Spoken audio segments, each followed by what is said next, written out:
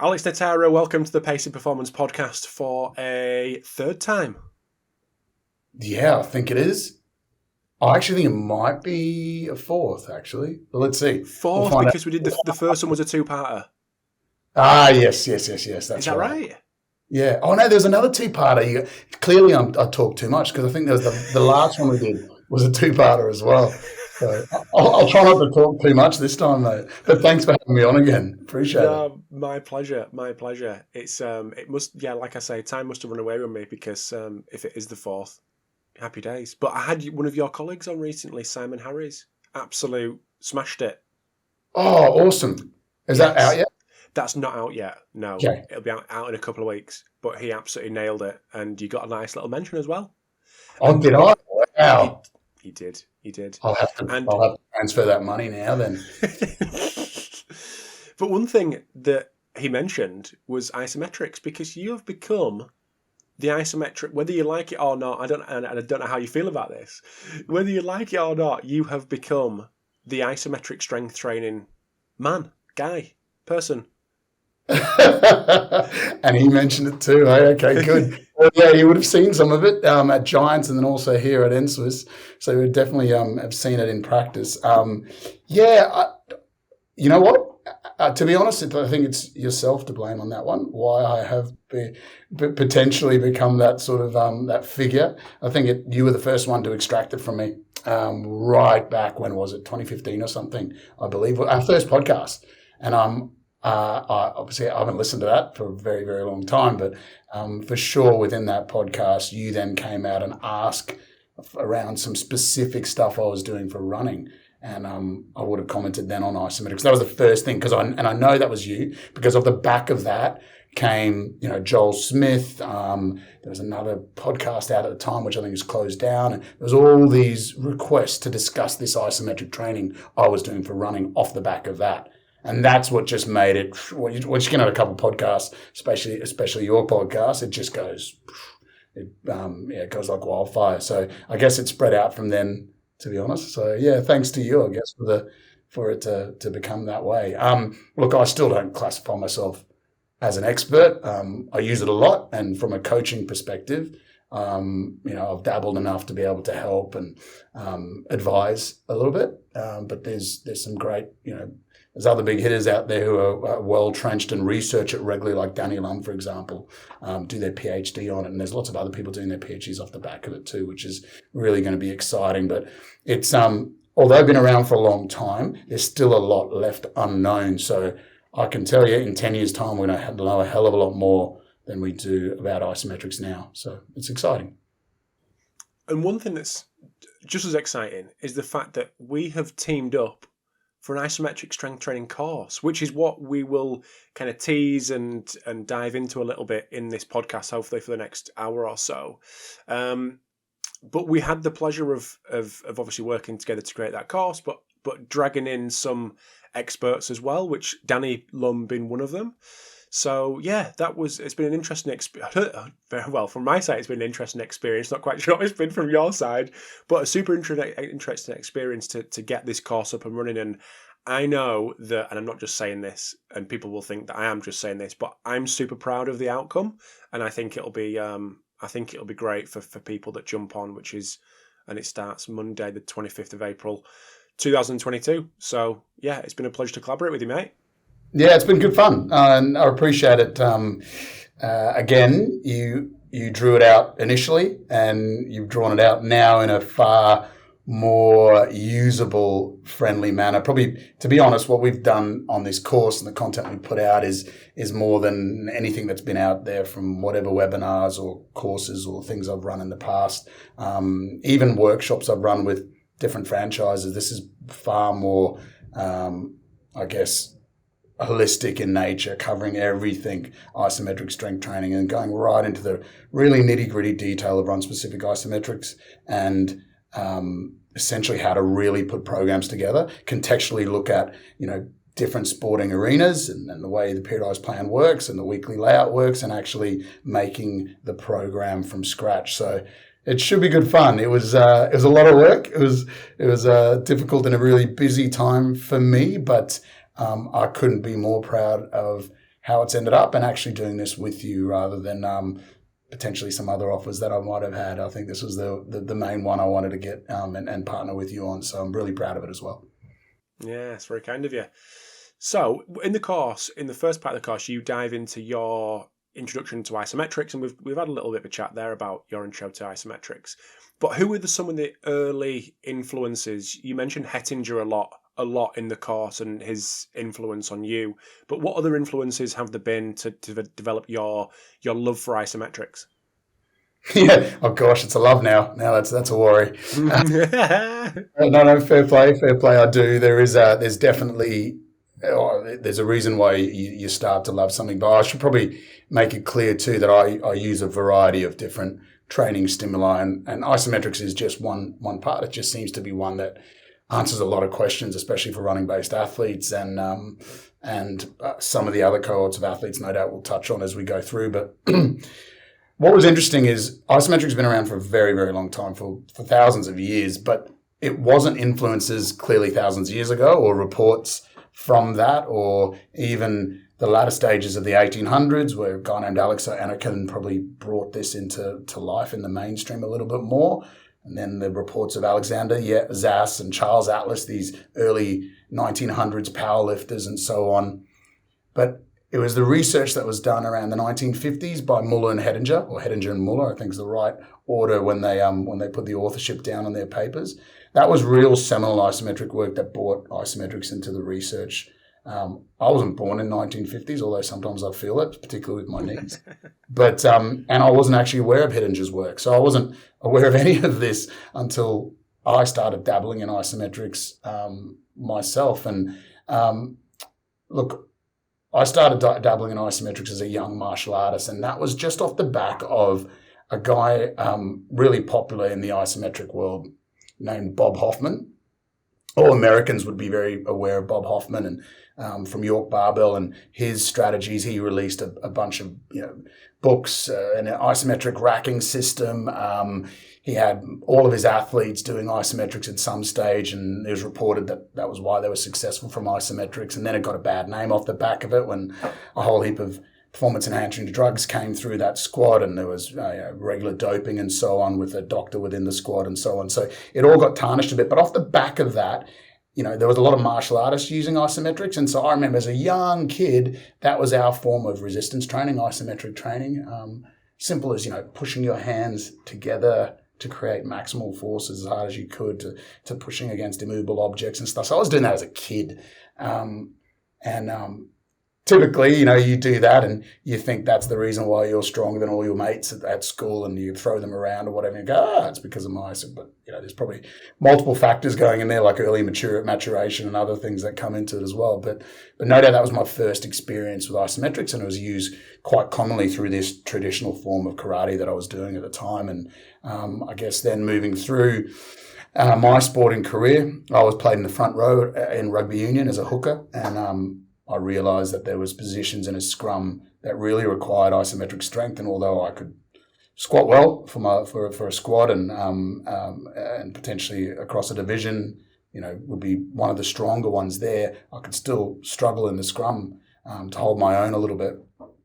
And so I was doing isometric strength training then as a young player as well. So they were my, I guess, first ways of sort of trying and playing around with the type of training. And then it pretty much disappeared out of my training vocabulary for years and years and years. And it wasn't until a problem, and I've mentioned this before many times, but the problem was in the performance world. And it was literally an athlete that had just won a silver medal in Beijing with very, very kind of rudimentary based strength and conditioning work. And her boss, her coach, was very adamant that she needed to improve her running. And so it was brought to me that I needed to do it somehow from an S&C perspective.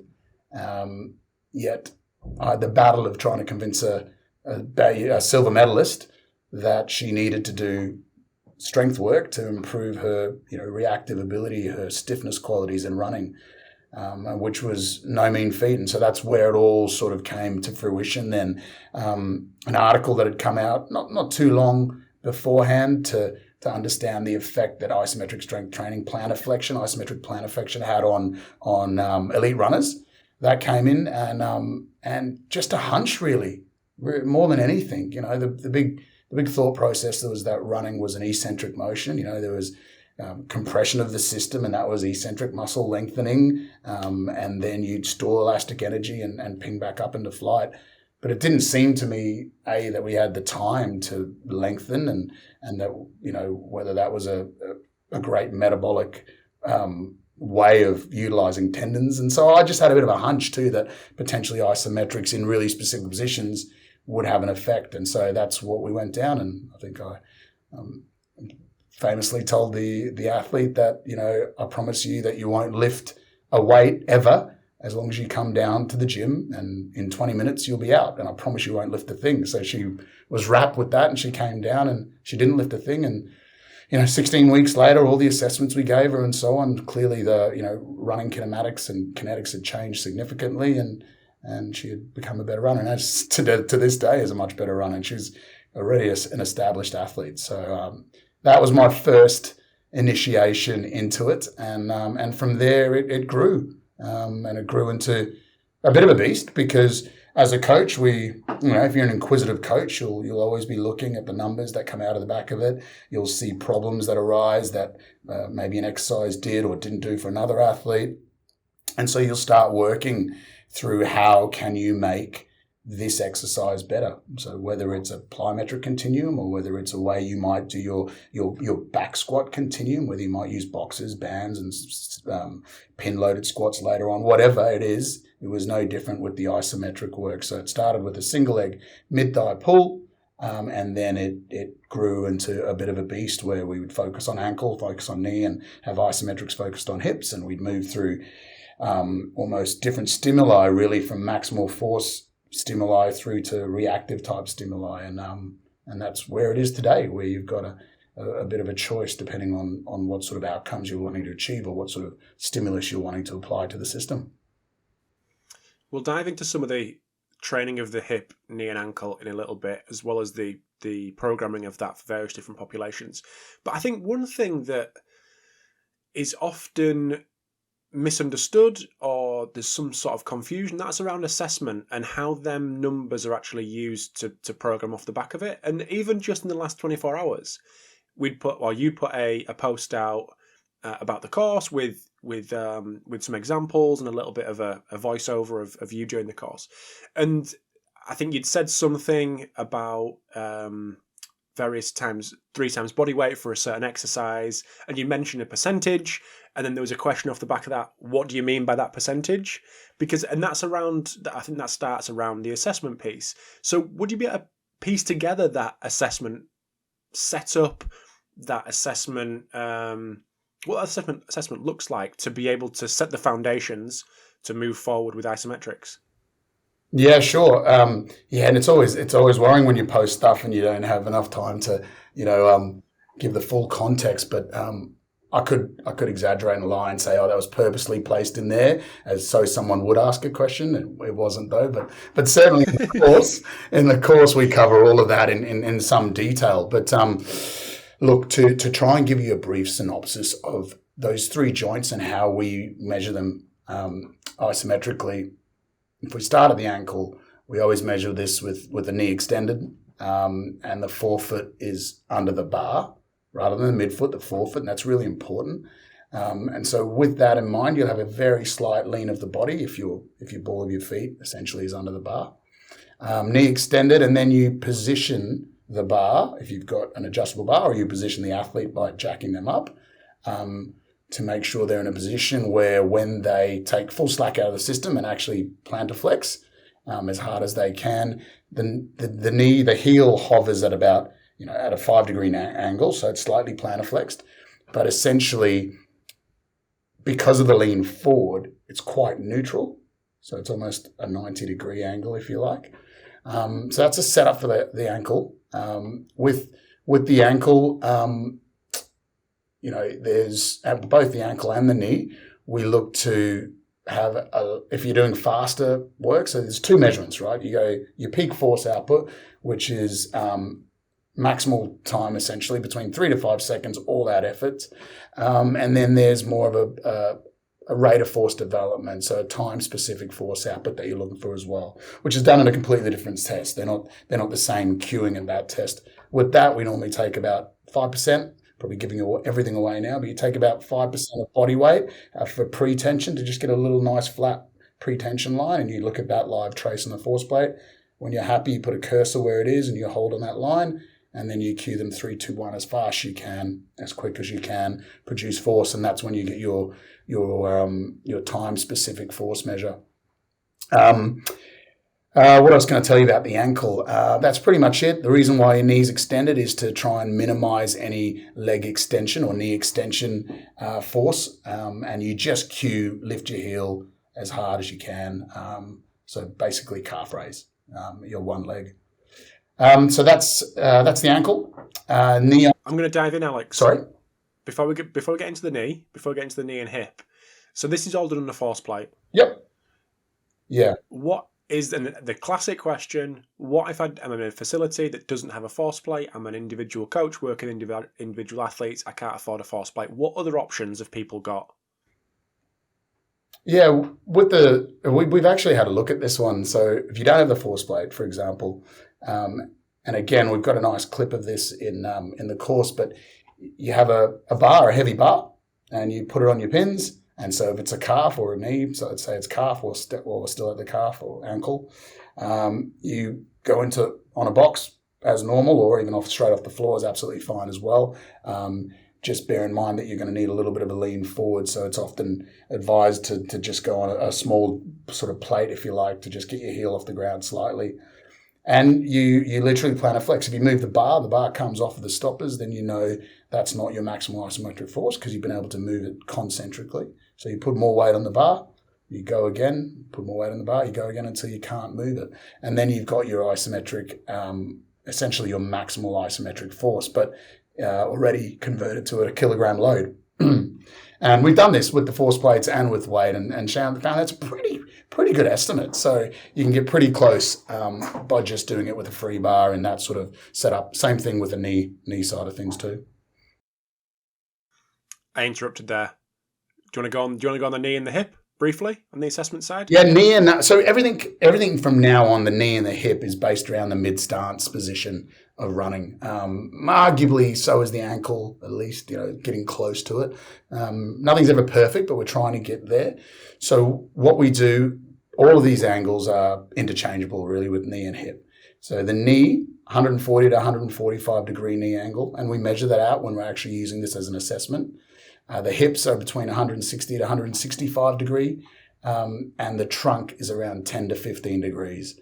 Now that would be upright in a racking system, those sort of measurements, and then also lying supine between sort of two boxes or benches in that regard, those same sort of knee angles. Now, with the knee iso push, again, an immovable bar, whether that's in a racking system as such, like an isometric testing rig, or whether that's an immovable bar with your force plates underneath you, 2 degrees shoulders stacked above ankles, and you're pushing as hard as you can into the bar. Same sort of things with the knee iso push assessment. We're looking again for the time-specific force. We're looking again at that 5% body weight before we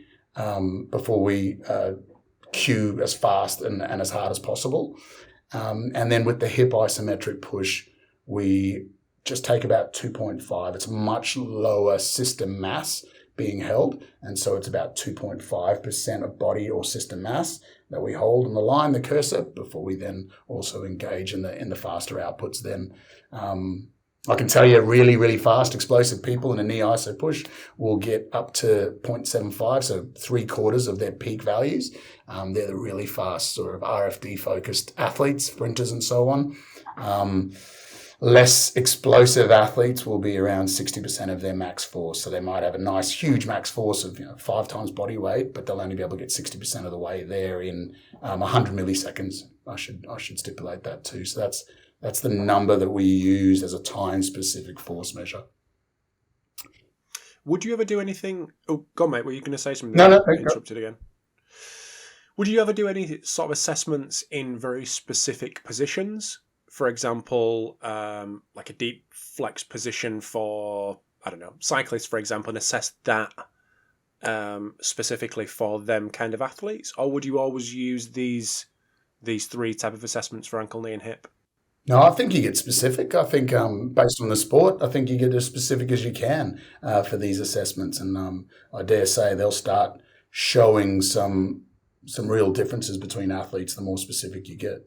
So absolutely, some deeper positions for sure. And if you're a lifter, I mean, look at some of Danny Lum's work with lifting, doing isometrics for, powerlifters doing isometrics and, isometric strength training blocks of 6 weeks and getting better at their traditional lifts. Yeah, blows my mind away. But they are in specific angles. His kayak athletes, again, specific angles, doing isometric work and having great carryover to their actual performance, or not their actual performance, but their ergometry performance. So on, very similar to the skill itself, but not on water, controlled on an ergometer.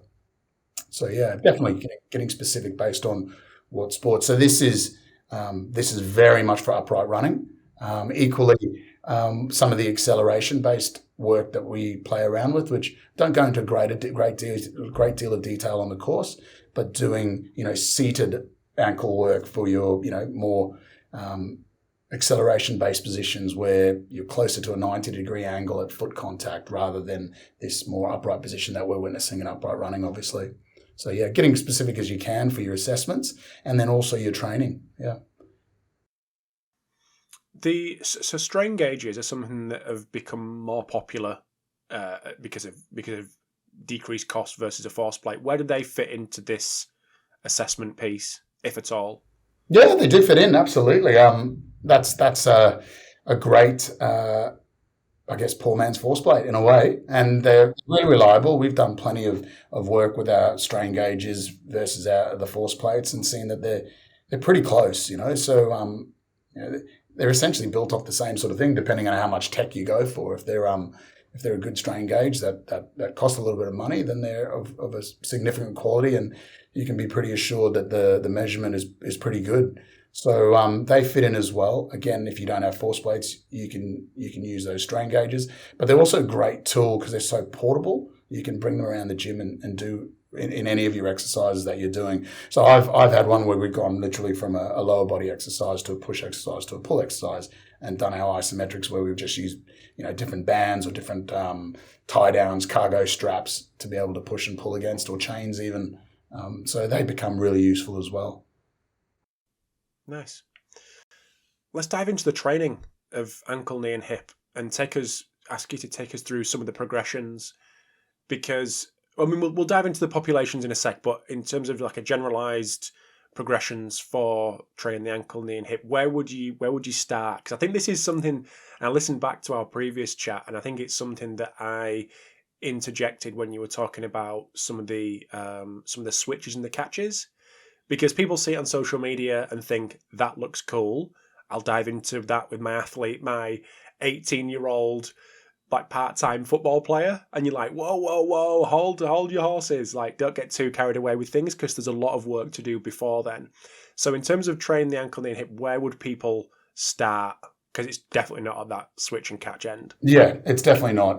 They're all what I classify as the quasi-isometrics, those switches and catches, where there's essentially some flight of the system and you're hitting the ground and you're braking and trying to remain stiff and not let the system compress. That's very different from the holding and pushing variants. So it could even be, just one of the best way to explain this. So essentially we go from pushes to holds to the quasi-isometrics, which are the switches and the catches. But there's some little nuances around each of them. We can have a push, which is a maximal pushing effort. I've called it a grinding effort before.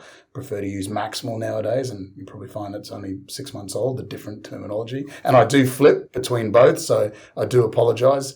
But an iso push, a maximal variation of iso push, where you've got as much time as you want to produce high force outputs. And then you've got a ballistic iso push. And again, the terminology here I've been challenged on as well. I've stolen ballistic. I used to call this a push explode variant, but now I've stolen this, I think from some Russian manual, probably not the right thing to mention at the moment, but I've stolen that from coaches in the past that have used ballistic. It's not truly ballistic, but it's what I'm using for now. So a ballistic iso push. So that's a maximal speed intent rather than a high force output as such. So you've got them, and then you go to your holds, and you've got your holds classic with your loads, and they range from sort of 65% up to 85% loading, and that loading is based off your pushing assessments. So whatever that pushing assessment is as a Newton, you convert to a kilogram, you take body mass off of that, and you're left with an external load, and that would be 100% load you apply to the system if you were to do that. If you were to do that, I can tell you you're probably only holding for 10 seconds, and you're probably pushing the risk-reward scale far too much. So that's why we take that 100% load and take it down to 80 to 85% as a max, or 60% as the lower level, lower intensity holding variance. So you use that as a holding load, and that's, you start bilateral in whatever position, you slowly take one leg off the ground and you hold for a set period of time. And then you go to your ballistic holds, and your ballistic holds are, you start bilateral in your position, you've got tension through the system, and you rapidly and quickly take one leg off of the surface, whether it's a box if you're in supine, or whether it's the floor, or a block if you're vertical, doing your ankle and your knees. So that's the ballistic hold. So we've gone from push, iso push, maximal variant, an iso push explode or ballistic iso push. Then we go to a hold variant, an iso hold, then an iso hold ballistic variant. And then from there, we then move into the quasi-isometrics, which are the switches. And we actually have a switch, and those loadings are, again, they're based on lower loads than the holds. So in this case, we go from 35 to 60% of loading, because it's a much more dynamic exercise, and we have an impact now that we have to cater for and understand as a huge impact load and impact spike. There's a switch, a normal switch, and then there's an advanced switch. The key difference between the switch and the advanced switch is that there is some system flight time. So there's a period of time where the body is completely in the air and not touching the surface of the ground, and then we strike the ground. So it's a higher intensity variant. Whereas a normal switch, there'd be a fraction of load share between one leg striking and the other leg lifting. It's still an important exercise, although a reduced impact loading. And why it's important is we're now starting to get into the realms of actually having a muscle function a little bit more similar to what it might be doing when it's in portions of running gait. So we have the need to develop pretension in the air, and then striking the ground effectively to hold positions. And then at the same time, the ability to quickly relax and allow another one to switch and then strike the ground. So it's starting to become a bit more of a coordinative demand as well. So a high intensity variant requiring less load and more coordination and much higher impact forces. And then you move to the catches where essentially it's again reduced load again, around 25 to 35% loadings. And this time the system goes into flight. So now we've got a couple of factors here. We've got the load you're applying to the system and the displacement in the air before you land, which then changes the ballgame completely in terms of, I guess, comparing something like an altitude landing. So landing off very high boxes, or this, shock training, for example, landing off 2 meter boxes and so on, where we're actually shorter displacements, but with the additional load, we're starting to reach those impact forces quite quickly, particularly as we're landing on one leg, something that you can't really do from a sort of a 1.5 meter, 2 meter platform, if you like, if you're falling and landing. And there's also research there then we touch on in the course too. I'm sorry I'm mentioning it again, but touch on the course too around how there's a visual challenge where you naturally reduce your stiffness when you're landing from a height. And that essentially is not a concern when you're doing your isometric catch variants. So that, I guess, is the progression or pathway. And I hate calling it a progression or pathway because like we established last time we talked, that's people feel that that's what they should do because we're wired that way. There's got to be an outcome. There's got to be a finish point. I've achieved here and now I need to go to that next step. So I still see today where people they're bragging to me, hey, look, been doing it for 3 months. I'm already on my ISO catches with a load. I'm looking at it and it looks terrible. Like you're now pushing the boundaries of this risk reward, which is supposed to be isometrics. It's supposed to be a really low risk alternative. It's supposed to be an alternative that you can recover really quickly from, that you get, I shouldn't say sensational, but significant or substantial adaptations from at low cost. But now you've just shifted that so far to the right that we're now increasing risk because you just haven't done, the basics first. And I think I've mentioned this on different forums that I've seen an elite, like a really high level hurdler, international base, like world athletic champion type of hurdler, do nothing from a quasi-isometric standpoint over something like 3 years of run specific isometric strength training. So just pushes and holds and getting better and better and better and better in terms of the actual performance, like significant changes in a 100-meter sprint time and also a 110-meter hurdle time, but also just the loading going up more and more and more measured on, crane scales basically, and just the absolute loading that she's able to hold over time.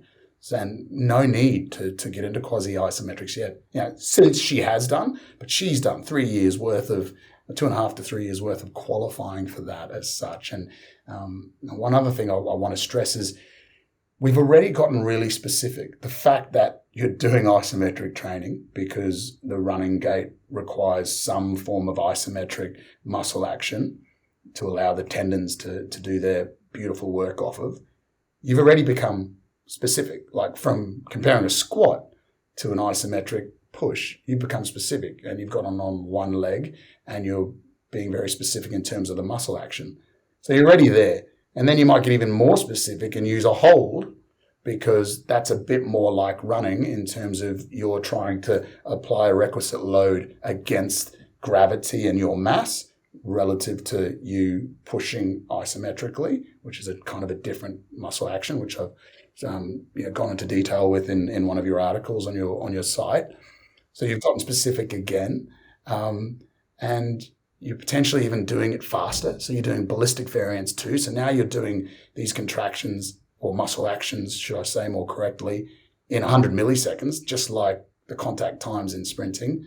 So you've addressed so many specificity issues, but then the need is to go all the way to switches and catches as well. So there's no need. You can spend a lot of time on the other ones first. So, and that's not to say, and that's not to play down the effectiveness of ISO switches and ISO catches. They are effective, certainly the ISO switches. But yeah, there's a whole spectrum of stuff you can do before you get there. If people are reading isometric training research, they're probably not going to see pushing and holding as terms that are commonly used. There's other terms that are used which I think already do confuse people. Would you be able to just shed some light on that? I know Danny spoke about that when he came on the podcast as well, but I think reiterating this may help coaches as well. Yeah. So pushing is PIMA and holding is HIMA, holding isometric muscle action, and PIMA is a pushing isometric muscle action. So that's just confused everyone the same. But that's they're the ones that are used more commonly in the research. And then in coaching manuals, strength training discussions and chat, they're referred to as an overcoming and a yielding isometric. So overcoming being that pushing isometric where you're trying to move an immovable object, and a HIMA or a holding isometric muscle action is a yielding isometric where you're trying to overcome an external force that is essentially trying to push the system down, and you're applying the requisite force to hold it stable. And I'll definitely refer the listeners to read the article on Sportsmith around that. I go into quite a bit of detail around how those two different muscle actions differ. Perfect. Love it. Right. Next 20 minutes-ish, we're going to talk about programming, because I think that's where people get super excited when it comes to isometrics. So long-term athletic development. So with either young athletes or less experienced older athletes can obviously fit into this long-term athlete development program as well. So where do isometrics fit for these guys? I know Luke Jenkinson came on the podcast. I think you spoke to Luke maybe a few years ago at Derby County when he was in the academy, and I think he's doing his doctorate in this area as well with youth athletes. And he was getting super excited with the exposure that he could give to his youth athletes from an isometric training standpoint.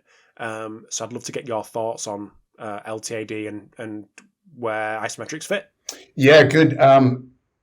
So I had some experience for a few years also working with more youth-based athletes. I was invited, that's where I met Luke, I believe, over in the UK to talk with Performance at the time, I think now the LTAD network, to discuss this. So it was really specific around, isometrics. One of my talks was around isometrics for the developing athlete.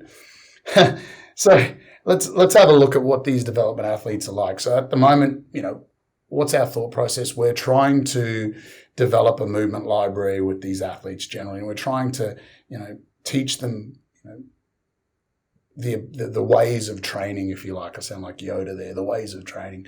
And we're trying to develop certain skills in them and so on, and we're spending a lot of time with technique and so on. But with these developing athletes, particularly if they're, dare I say, higher performing developing athletes, their sport demands just going whooshka. It's gone from being a little baby, mucking around doing whatever you're doing with sport to really serious training now, where they pull from pillar to post with club demands, school demands, playing multiple sports and so on. And this is just going through the roof. But yet we're busy doing hop and holds, and we're busy, squatting overhead with a dowel, and we're busy doing all of this sort of stuff, which is all great stuff that needs to be done, but it's not actually solving a problem. And the problem will be the load that's going to go through the roof, the demand that's going to go through the roof in these athletes, and not having them ready for it. So what do? We end up going, okay, you get your gun-ho guys who just want to push harder, and you see these on Instagram too, where you push those athletes, young athletes and the young developing bodies harder. And we know all the great research from Rodri Lloyd and John Oliver, and we know that it's the right thing to do to load athletes up, young athletes up, and load them up effectively and progressively. But let's be honest, none of us are going to grab a young 14-year-old athlete in who's a soccer player, and we're not going to be hitting them with substantial loading that's going to make a significant change to what they can tolerate on the paddock and the multiple sessions and so on. Plus, whatever we are giving them, we now have to try and balance it with the club footy, whatever footy there, plus running around the playground with his mates, plus, having rubbish recovery and eating rubbish because he has to be at school and just have a ham sandwich rather than the nutrition we might want a young athlete having. And so you've got all these compounding factors, and you're not able to give the requisite load a young developing athlete actually needs to get better and protect themselves. And that's why isometrics become a really important factor. There are two reasons. One, you're going to get more of a stimulus out of your isometric training than you will out of your traditional training for these young developing athletes, as in they'll be able to hit higher numbers of force outputs than they would in their traditional training. And by default, give more muscular tension and tendon through the tendons by doing this. So therefore, have a greater stimulus to increase adaptations at that muscle tendon level to help them. But then on top of that too, you're giving them an exercise that requires little skill development. So instead of battling away for 3 or 4 years to get some higher quality squatting movements, bear in mind powerlifters battle with 10 years of developing mastery in the squat. Instead of doing that, you're actually just putting them into a position and just go as hard as you can. And you wouldn't necessarily do that first off. You'd progress that as well. And we go into that again in the course, how we progress that. And you do apply holding as well. And you do all these other ways of putting a program together for them. But again, they're getting more load. They're doing it with less skill demand while they're getting pulled from pillar to post and learning skills and learning tactics from their coaches.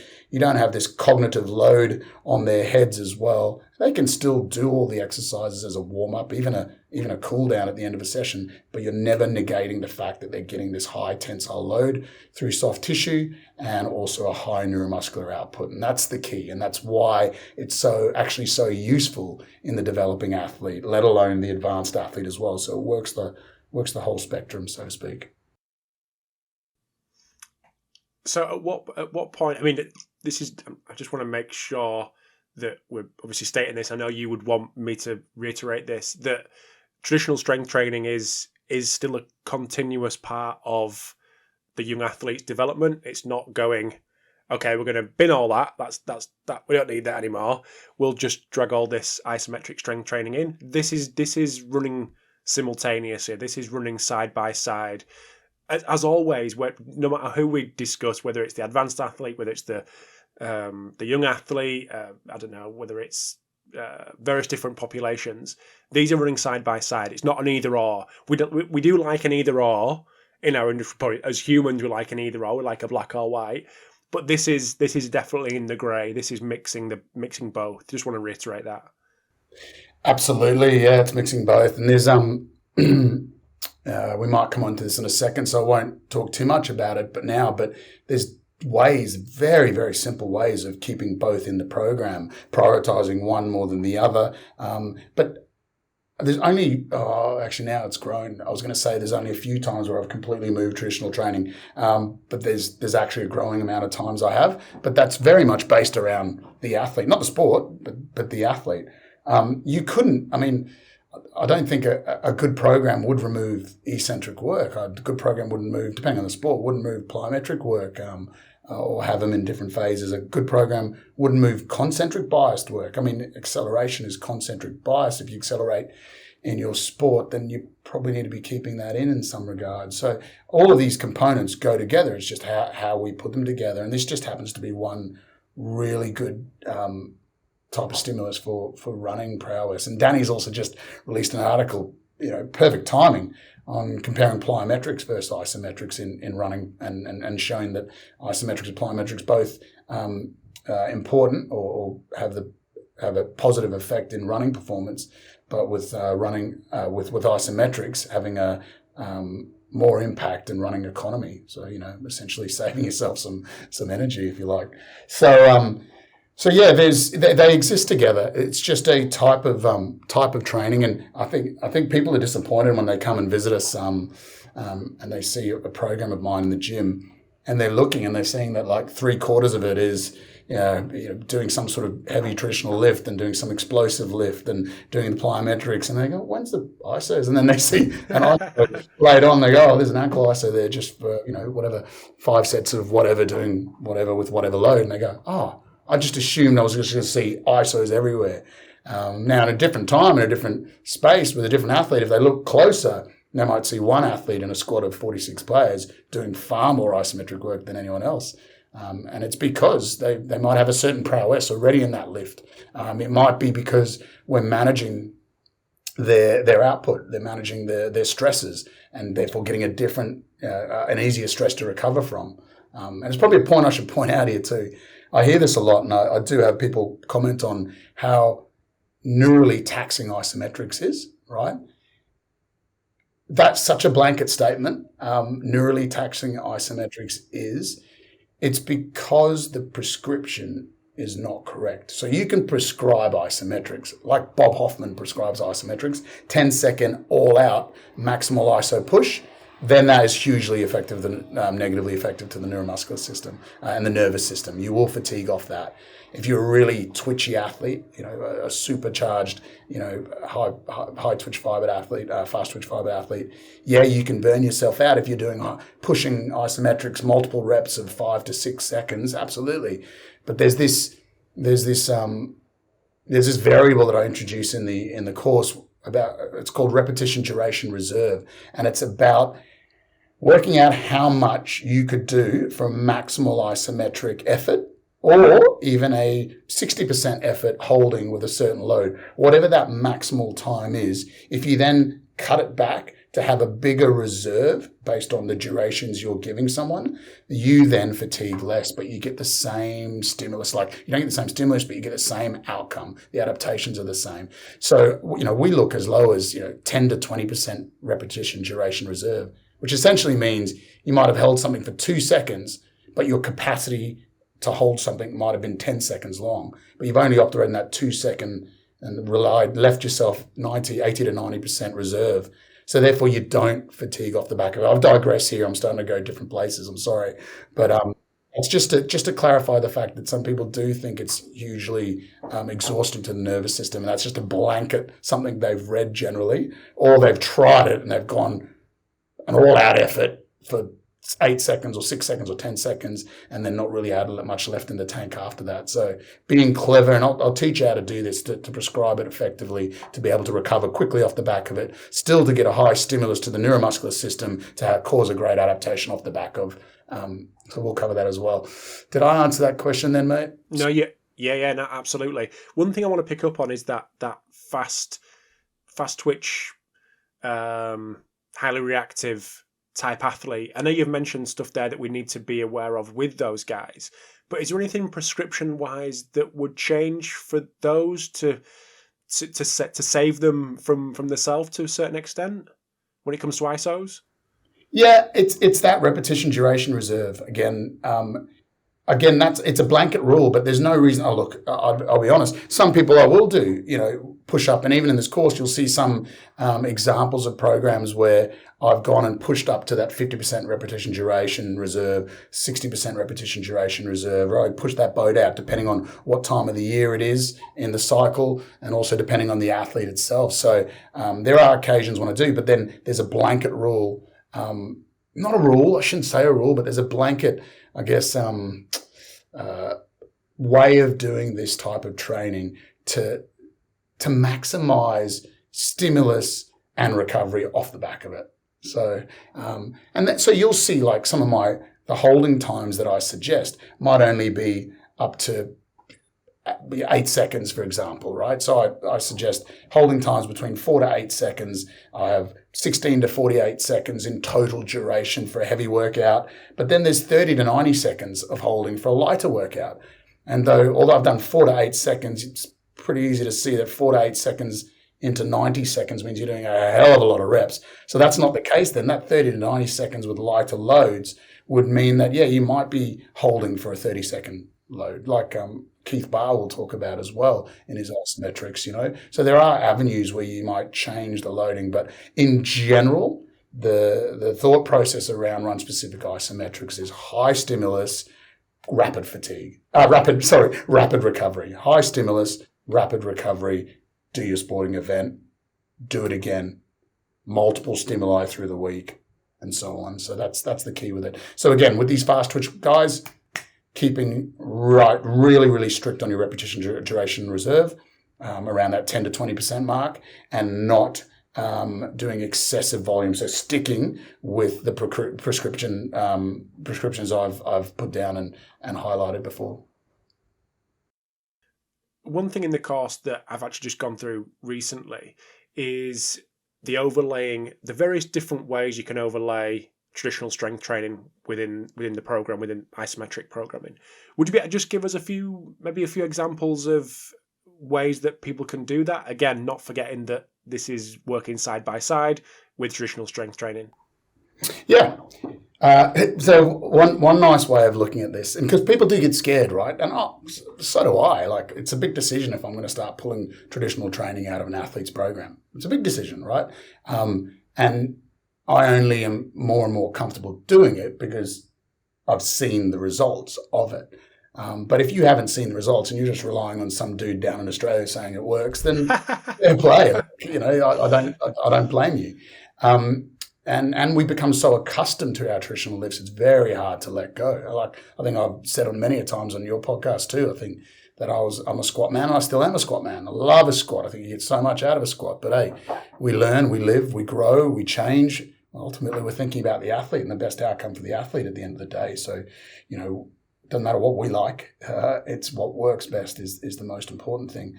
But there's no reason to actually get rid of them. In fact, if you think about a knee iso push, 5 times, as measured on a force plate, a really, really high mark without giving out too much away is a 5 times body weight isometric push when you look at your newtons, your output. So a 100 kilogram person, near enough a 5,000 Newton output, massive. If you take body mass off of that, it's 4,000 newtons. So, measured on the force plate, you'll be having your body mass obviously within that total output. So that's 4 times body weight load that is essentially going through the spine when you're pushing. So actually warming up to go into a heavy isometric lift, so high actual loading of the spine as such, or actually doing a good workout on your squat, so a 3x3, like a warm-up set or 2, and then actually hitting, 70%, 80%, maybe even a cheeky single at 90, might actually be a great way to then go into a 4 times body weight spinal loading.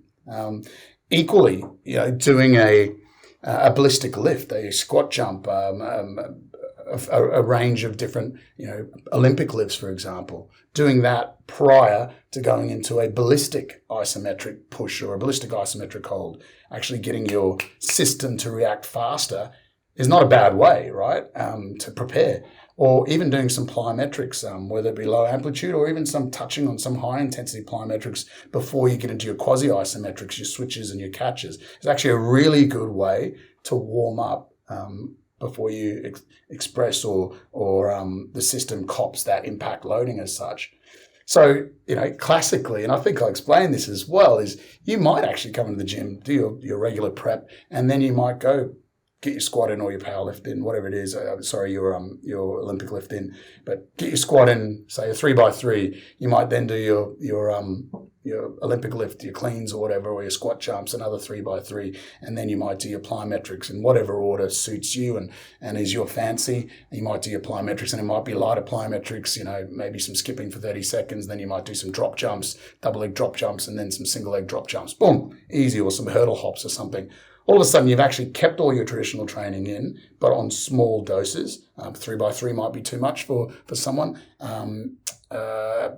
30 seconds of skipping and 10 contacts might be too much for someone as well. So it depends on your flavor and your athletes.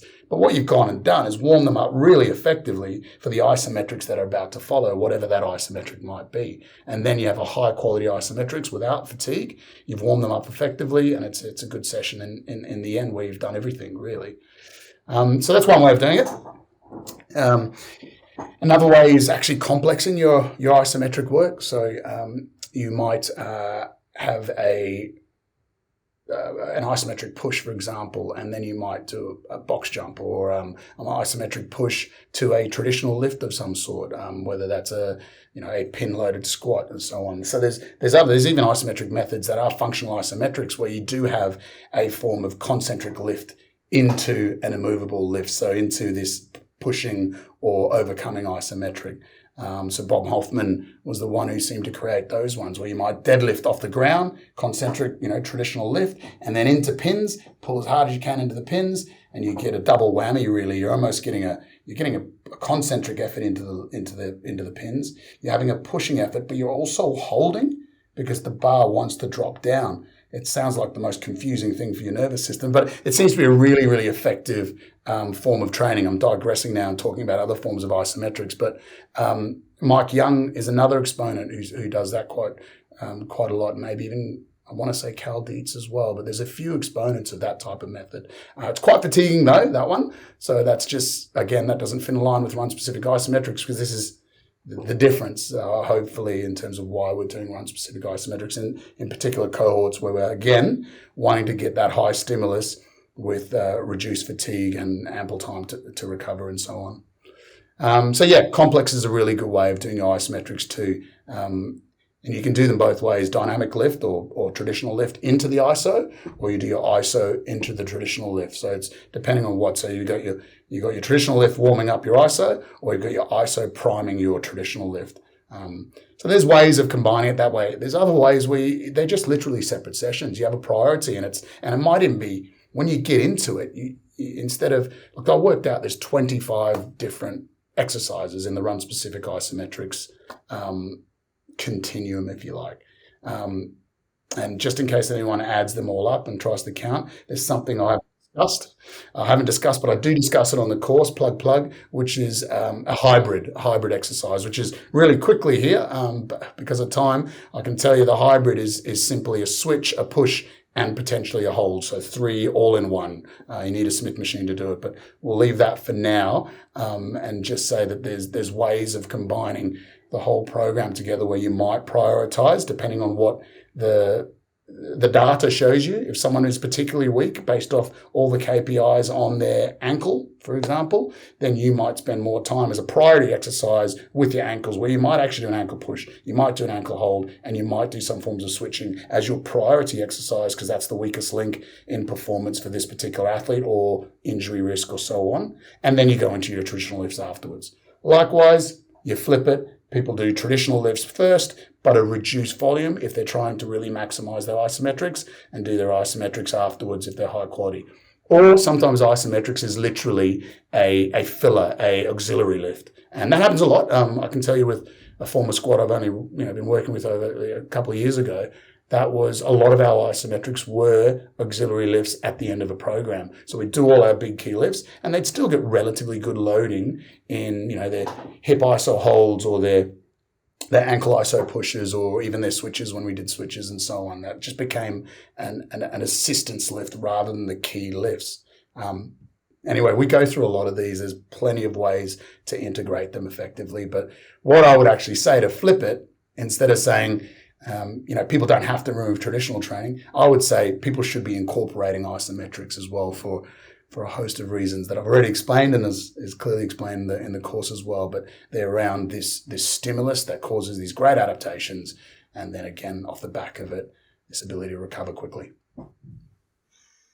One last thing, Alex, and I don't want to dive too much into it because Keith nails it in his presentation as part of the course.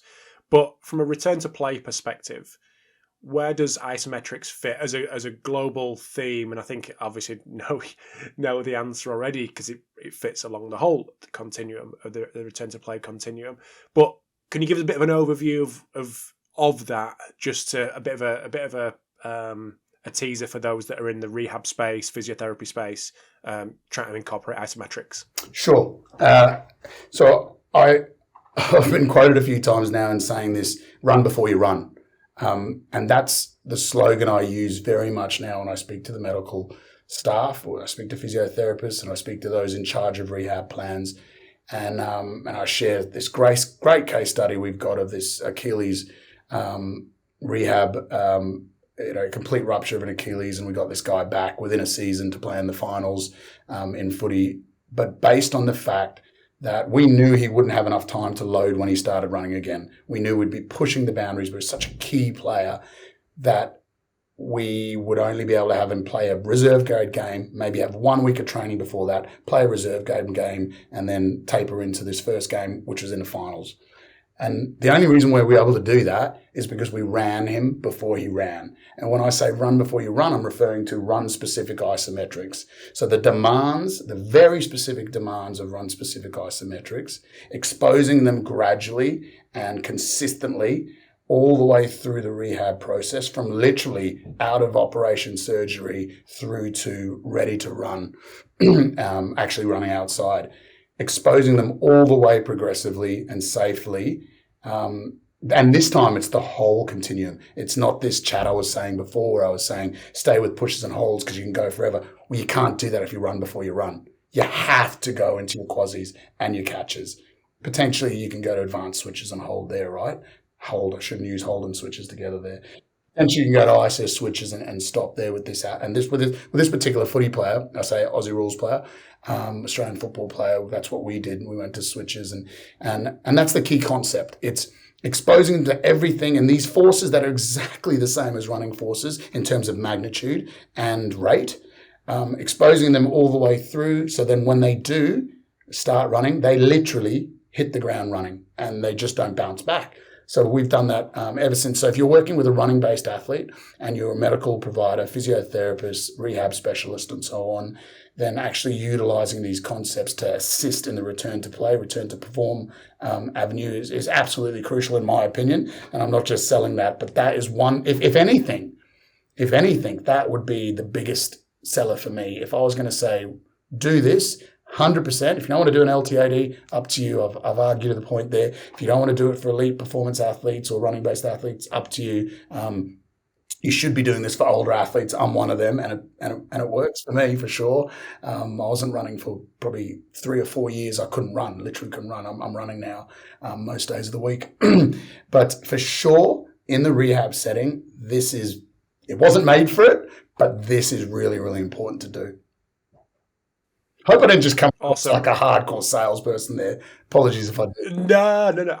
Absolutely not. I genuinely care, and I know this works in that setting for sure. Yeah. No, absolutely, mate. We've ticked over the hour, so I'm going to let you shoot because I know you've had a long day. But thank you very much for coming on again. Where can people find out more about you and your work? It'd be, I think Instagram's the one that I've decided I post more regularly on there. So I think it's Instagram, and it's but Twitter and Instagram, either or, and there's a mixture of either my name dot or my name underscore. So it's Alex.Natera or Alex_Natera.